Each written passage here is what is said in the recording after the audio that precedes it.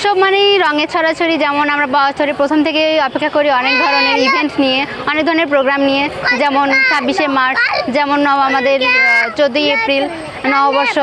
এগুলো আমাদের প্রতিটাই রং না হইলে আমরা আমাদের রঙিন হই না। রং হইলো আমাদের স্বপ্ন। সারা পৃথিবীতে অনেক যুদ্ধ হানাহানি সবকিছু হচ্ছে, তো সারা পৃথিবীতে একটা কালো দুঃখের ছাপ আছে বর্তমানে। তো আমরা যেহেতু আমাদের নববর্ষ সংস্কৃতি, এই জন্য আমরা হচ্ছে রংটা ফুটাই তুলছি, যাতে এই রঙের মাধ্যমে এই দুঃখের এই সবকিছু অন্তত কয়েকদিনের জন্য হলেও এই রঙের মাধ্যমে যাতে মুছে যায়। সারা বিশ্বে এত যুদ্ধ অশান্তি এইসবের কারণে আসলে আমাদের মনে অনেক বেশি ভারাক্রান্ত, সবার আসলে অনেক বেশি মন খারাপ।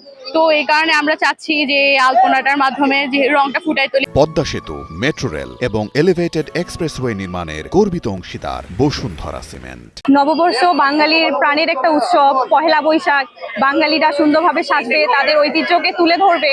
আমরা সেই জন্য আলপনাগুলো করতেছি আমাদের ঐতিহ্যকে তুলে ধরতে, যাতে নতুন বাংলা বছর আসতেছে সবার জন্য আনন্দ নিয়ে আসতে পারে, রঙিন করে দিতে পারে সবার জীবনকে, পুরো দেশকে, পুরো জাতিকে। আর সবাই যাতে অনেক আনন্দে থাকে, অনেক খুশি, অনেক মজা করে, অনেক আনন্দ উল্লাস করে, তার জন্য আমরা এটা স্বল্প পরিসরে আয়োজন করছি, যে আমরা এখানে আলপনা আঁকতেছি, সবাই দেখে খুশি হবে। আমরা এই আলপনা উৎসব করছি। আমরা অনেক বড় একটা বিপর্যয়ের মধ্যে দিয়ে আসলাম। আমাদের দেশে সবকিছু চেঞ্জ হলো, আমরা নতুন ইলেকশন পেলাম, নতুন সরকার পেলাম। আমরা এখন নতুন আশার আলোটা খুঁজছি। আমরা ভাবছি যে এই আশাটা কেন রঙিন হবে না, আমরা রঙিনভাবে কেন শুরু করতে পারবো না। আর আমাদের একটা বছর চলে গেল, বাংলা একটা বছর চলে গেল, আগামীকালকে নতুন বছরের শুরু হবে। আমরা এই নতুন বছরের শুরুটাও চাচ্ছি রঙিনভাবে করতে। তাই জন্যে আমরা ভলান্টিয়ার ফর বাংলাদেশ গাইবান্ধা জেলা থেকে গাইবান্ধার পৌর পার্কে আলপনা উৎসব করছি, রঙিন করে আমরা শুরু করতে পারি।